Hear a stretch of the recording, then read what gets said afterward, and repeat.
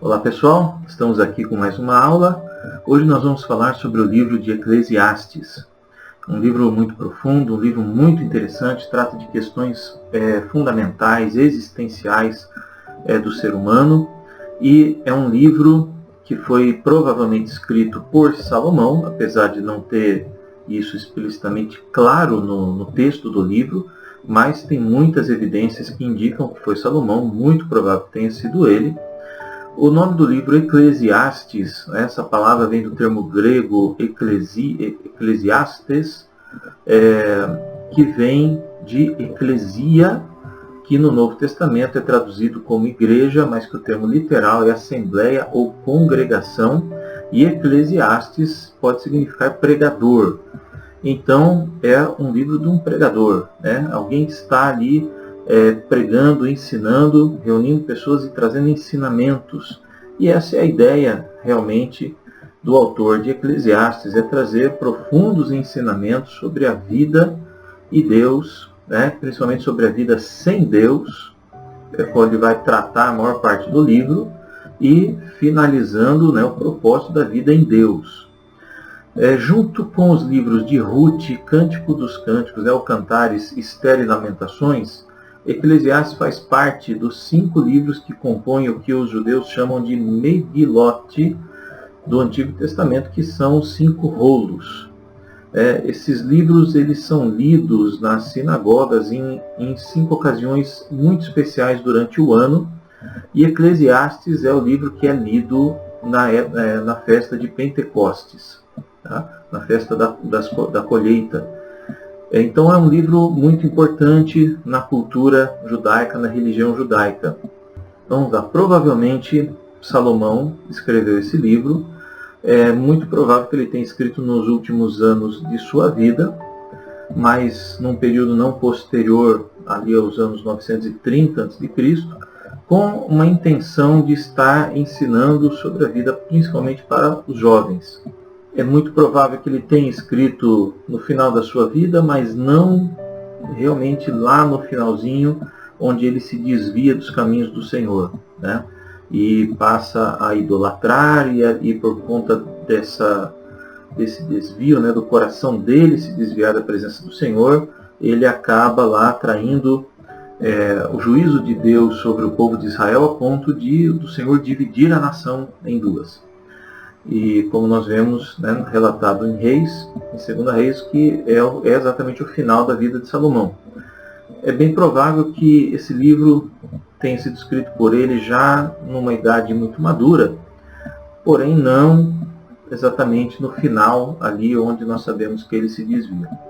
E isso é muito, muito importante ressaltar, né, que se alguém como Salomão, que escreveu Cantares, escreveu Provérbios, escreveu Eclesiastes, livros muito profundos sobre relacionamento com Deus, sobre a vida com Deus, e principalmente aqui em Eclesiastes, onde fica absolutamente claro que não há sentido na existência, na vida sem Deus, e um homem que escreveu esses livros inspirados pelo Espírito Santo, recebeu essas revelações tão profundas, ainda assim seu coração se desviou da presença do Senhor, né? O que dirá o cuidado que nós temos que tomar com a nossa vida diante de Deus, né? É muito sério isso.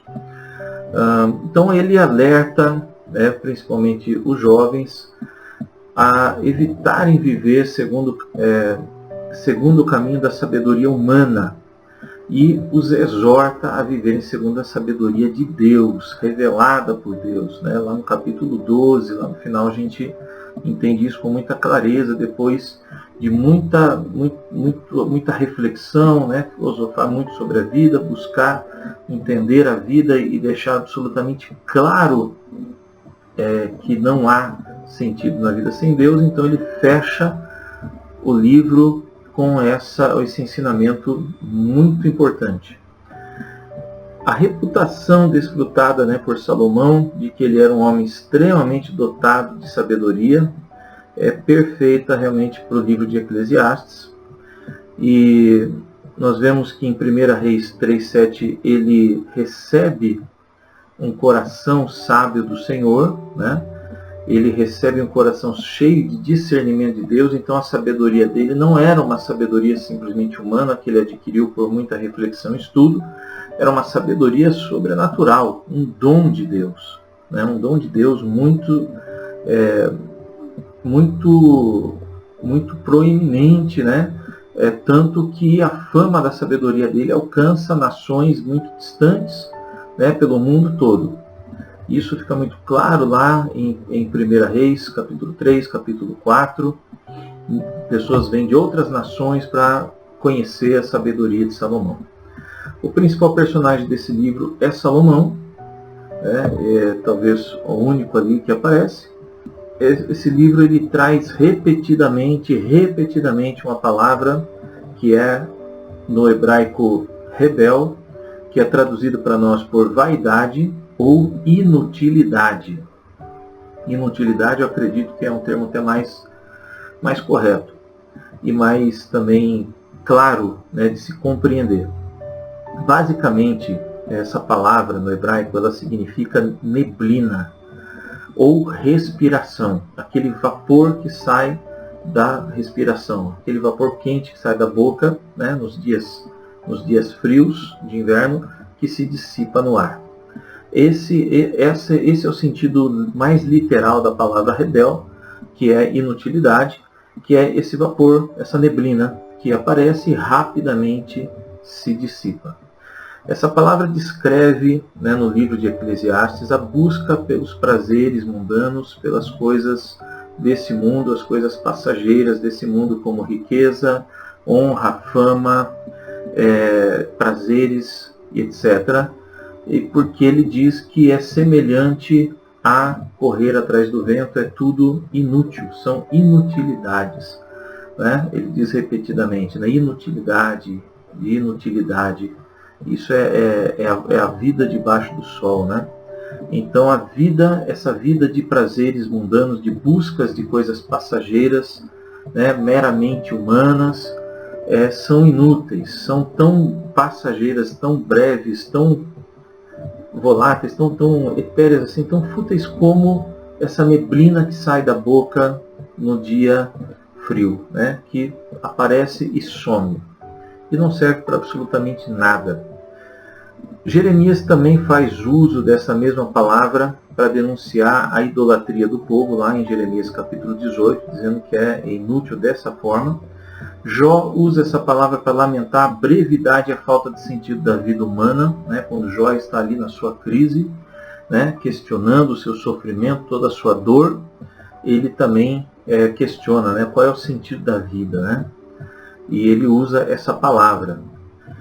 Agora, o pregador de Eclesiastes, ele usa muito essa palavra, ela é muito repetida mais do que qualquer outro no Antigo Testamento, porque, segundo ele, tudo nessa vida sem Deus é uma grande inutilidade, a menos que se reconheça que tudo que nós temos na vida venha das mãos do Senhor, como ele diz lá no capítulo 2, versos 24 e 26. Nós podemos dividir o livro de Eclesiastes da seguinte forma: uma introdução, né, no capítulo 1, de 1 a 11, uma breve introdução, que traz ali já o ponto principal do livro, né, quando ele diz vaidade de vaidades, inutilidade de inutilidades, né, tudo é inútil, tudo é uma grande inutilidade, ou tudo é uma grande vaidade, logo no verso 2 do capítulo 1. Aí nós temos uma primeira parte, onde ele vai falar sobre como o tempo, né, como há um tempo para todas as coisas, né, como tudo tem um tempo determinado, né, como passa o tempo para todas as coisas nessa vida, lá do capítulo 1 até o 6, e depois uma segunda parte, onde ele vai falar da questão da morte, como a morte vem para todos, do capítulo 6 ao capítulo 11, né, e como essa questão, né, de que tudo é passageiro, tudo passa, tudo tem um tempo, de que a morte vem para absolutamente todos, então todos vão morrer da mesma maneira, não importa como vivam, o fim de todo mundo será igual, né, será a morte. E depois uma terceira parte do capítulo 11 ao 12, onde ele fala então que nós temos que nos lembrar do nosso Criador. Então ele faz alguns questionamentos muito importantes, né? A morte que vem para todos, quer dizer, o fim de tudo na vida é igual para todo mundo, não importa o que tenha feito, quem tenha sido, o fim da vida é igual. Tudo nessa vida passa, então você pode ter muito agora e depois amanhã não ter nada. Então ele está fazendo esses dois grandes questionamentos e depois ele traz então a questão do Criador, a questão de Deus para a vida. E fecha então o ponto principal, vaidade de vaidade, diz o pregador, tudo é vaidade, ou tudo é inutilidade, fechando, concluindo que então o que resta nessa vida, o que dá sentido a esta vida, o que dá propósito a esta vida é confiar em Deus e obedecer a Deus. A única coisa, absolutamente a única coisa que traz sentido e traz propósito é Deus.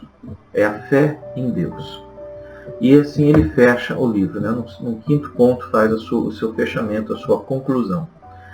Então, esse livro, como na maior parte dos livros de sabedoria, tem muito pouca narrativa histórica ou quase nada. Né? O que lhe traz e que nós podemos, né, entender, interpretar, é uma busca, é quando ele narra a busca pessoal, né, por prazeres, por sabedoria, por conhecimento, por fama e etc., por reconhecimento. Nós podemos entender, e olhando para a vida de Salomão, realmente parece que era a busca de fato de Salomão, né, por um propósito na vida, e que ali provavelmente Salomão está trazendo coisas da vida dele, da experiência dele, do testemunho dele, do que ele buscou na sua própria vida de fato. Eclesiastes então seria uma triste autobiografia de Salomão nesse ponto, que teve uma vida de muito luxo, muita ostentação, usando o que ele recebeu de bênção de Deus, porque Deus o abençoou com muita riqueza, né, com muita fama, para o seu próprio prazer, né, e não para a glória de Deus. Então ele escreve com uma intenção de trazer esse alerta, né, para as próximas gerações, de não cometerem esse erro trágico, o que tristemente seu filho não compreende, não acata, não pratica, e o seu filho Roboão acaba por então dividir o reino, porque ele não traz nada de Deus para a vida dele, né? Seu filho Roboão, então, ele acaba por destruir o reino todo que Salomão havia construído com tanto esforço, por não obedecer, por não seguir, por não praticar aquilo que seu próprio pai ensina. Então a palavra-chave é inutilidade, né? Ela aparece 37 vezes nesse livro. Todos os objetivos e ambições terrenos, né, quando perseguidos com um fim em si mesmo, então só produzem essa inutilidade, esse vazio absoluto. Então é isso que ele quer transmitir e repete incansavelmente, né, excessivamente isso. E nós vemos lá em Romanos capítulo 8, verso 19 a 21, Paulo provavelmente está ecoando aí, fazendo eco, né, a esse questionamento, essa insatisfação de Salomão, quando ele escreve: a natureza criada foi submetida à inutilidade. Ele usa essa mesma palavra também, que Salomão usa ali no seu livro de Eclesiastes. Essa experiência de Salomão com os efeitos, né, da corrupção do pecado no ser humano, que gera essa busca por preencher esse vazio de tantas formas, e esse vazio só pode ser preenchido em Deus, levou ele a ver a vida como um correr atrás do vento, correr atrás de nada, né, um correr atrás do vazio, né, um correr atrás de uma coisa que você não consegue pegar, né, não vai conseguir nunca alcançar, um eterno correr atrás do vento. E ele questiona então o que o homem ganha com tudo que faz na vida, com todo o seu esforço, com todo o seu empenho, todo o seu trabalho. Logo lá no capítulo 1, verso 3, E ele repete essa pergunta outras vezes, né, mais 2 vezes no livro. Então, nesse livro, que não é um livro longo, um livro curto, ele faz esse mesmo questionamento 3 vezes. Então ele emprega uma parte muito grande desse livro para tratar essa questão do que o homem ganha com todo o seu trabalho, com todo o seu empenho nesse mundo.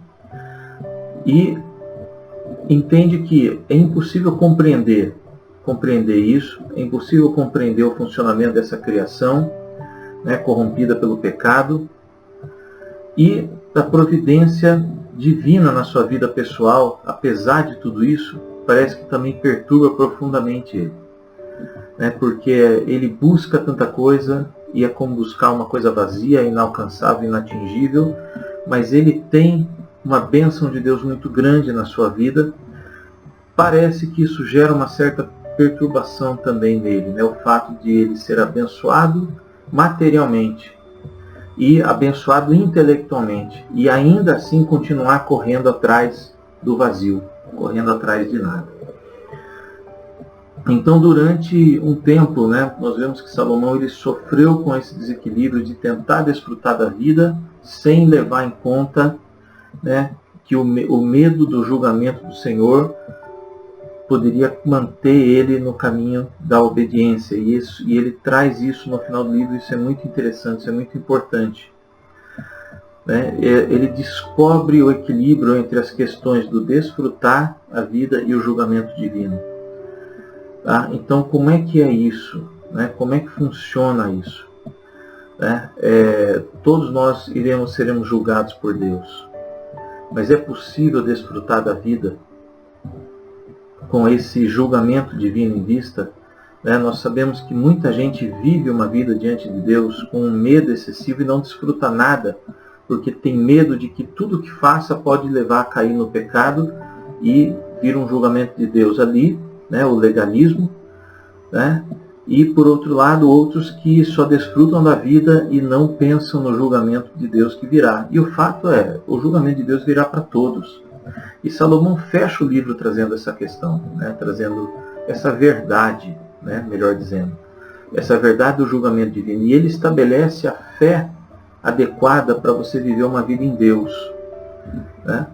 Eclesiastes ele mostra que quem compreende que cada dia de vida, trabalho e provisão básica é uma bênção de Deus e aceita a alegria, com alegria, né? Tudo aquilo que Deus lhe provê, vai encontrar plenitude em Deus. Então nós não encontramos uma vida significativa, satisfatória e alegre na busca fútil de riqueza, sucesso e prazer. Mas nós podemos desfrutar até de riqueza, de sucesso e de prazer, se compreendermos claramente que tudo isso vem do Senhor e que o desfrutar de tudo isso nós temos que fazer com temor e para a glória do Senhor. Entendendo que sim, seremos julgados no final. Mas se compreendermos que o que nós recebemos, o que nós possuímos, o que nós temos, na verdade vem de Deus, não nos pertence a dele, vem de graça para nós, então nós podemos ter uma vida mais plena no Senhor e desfrutar também da vida. Nós encontramos sentido, propósito, então, né? Encontramos satisfação quando buscamos a Deus como nossa prioridade número 1. Diferente de como Salomão descreve ali, uma busca primeira de posses, uma busca primeira de fama, uma busca primeira de honra, de sucesso, de conhecimento, né? Leva ao vazio, leva a uma vida fútil, leva a uma vida inútil.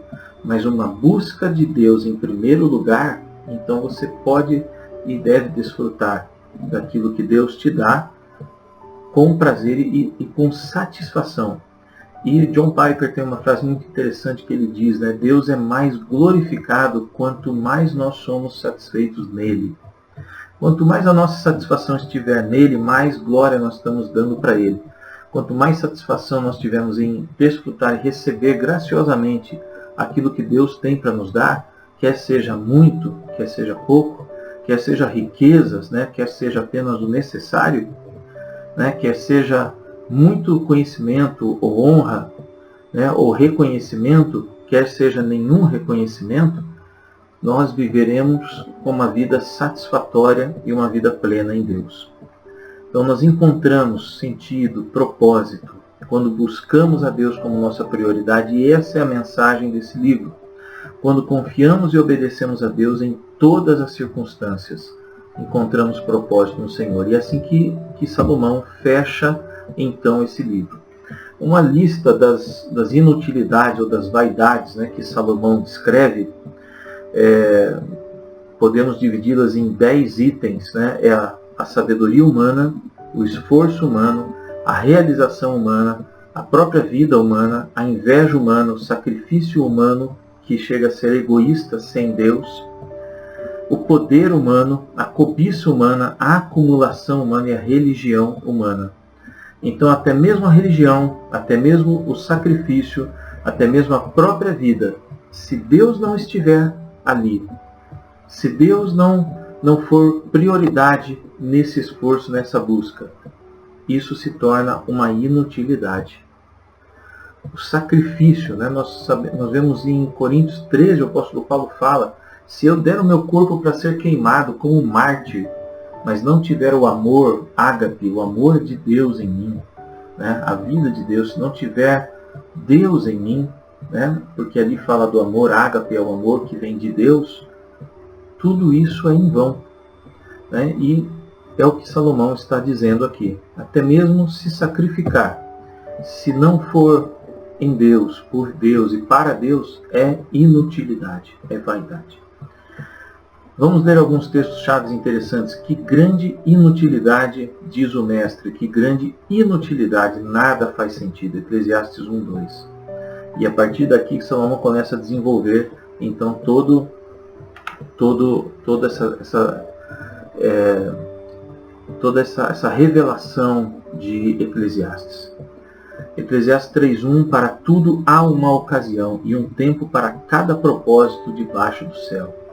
Eclesiastes 12:1 e 2: lembre-se do seu Criador nos dias da sua juventude, antes que venham os dias difíceis e antes que se aproximem os anos em que você dirá: não tenho satisfação neles, antes que se escureçam o sol e a lua e as estrelas e as nuvens voltem depois da chuva.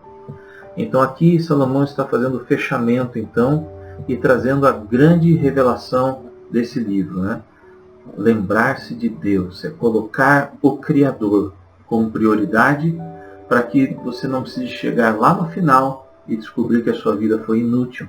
E só então entender que você tem que pôr o seu Criador ali, mas aí você já desperdiçou toda a sua vida.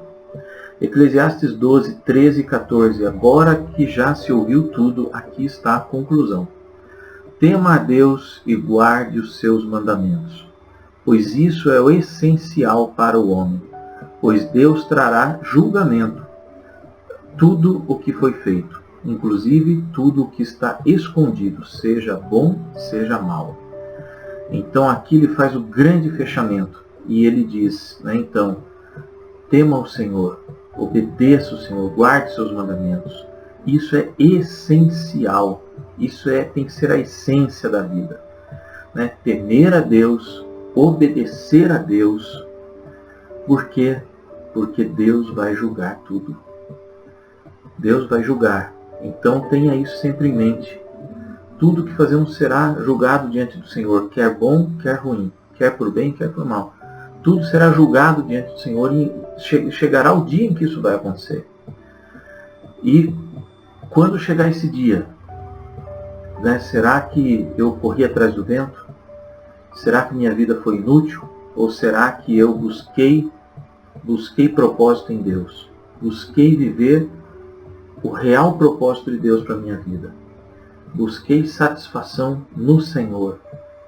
E então eu poderei ser julgado diante de Deus com paz, com tranquilidade no meu coração.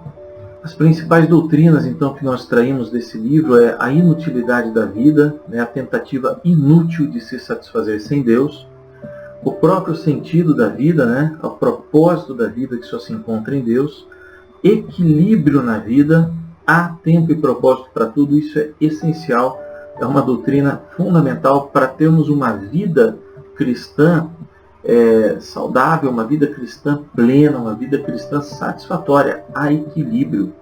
Salomão entendeu, descobriu depois de muito tempo que havia desequilíbrio na vida dele. E aqui ele nos ensina que há equilíbrio. Tem que correr atrás de desfrutar a vida, sim, mas com Deus como prioridade. E buscando dar propósito em Deus para tudo que nós temos, possuímos, fazemos, realizamos, né, e etc.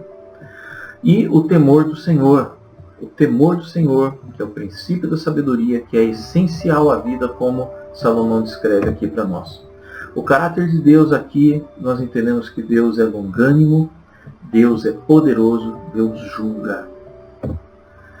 Onde vemos Cristo em Eclesiastes? Né? Salomão ele escreveu Eclesiastes como uma advertência para aqueles que tentam encontrar a alegria sem Deus. Então, de fato, viver sem Deus é impossível. Nós entendemos claramente isso quando lemos Eclesiastes. Por quê? Porque ele pôs no coração do homem o anseio pela eternidade. O capítulo 3, verso 11 de Eclesiastes fica bem claro nisso. Deixa isso absolutamente claro, traz essa revelação. Há um anseio no coração humano pela eternidade. Há um anseio no coração humano por Deus, que é o único eterno. Então, a felicidade buscada por Salomão nas experiências da vida, né, na busca de sabedoria humana, né, de ciência, de conhecimento humano, né, continuou inalcançável sem Deus, inatingível como correr atrás do vento, correr atrás do vazio. Por quê? Porque sem Deus tudo fica um grande vazio. Cristo, então, nós entendemos aqui que Cristo ele não veio ao mundo para tornar a vida suportável, ou para tornar a vida um pouco melhor, para melhorar a qualidade de vida das pessoas. Não, não. Não é isso. Não, definitivamente não é isso. Ele veio para que tenhamos plenitude, vida plena, absoluta, abundante, jorrando para a eternidade. Porque é a vida dele em nós e não mais a nossa vida. João 10, 9 e 10. Vida plena. Vida plena. Cristo permanece aqui como a única fonte de sabedoria também, né? Ele é o único pastor, nós vemos lá no capítulo 12, verso 11, a fonte de toda a sabedoria. E, portanto, fechando, entendemos que toda busca do ser humano sem Cristo é inútil, é um vazio completo. E ficamos por aqui. Deus abençoe. Até a próxima.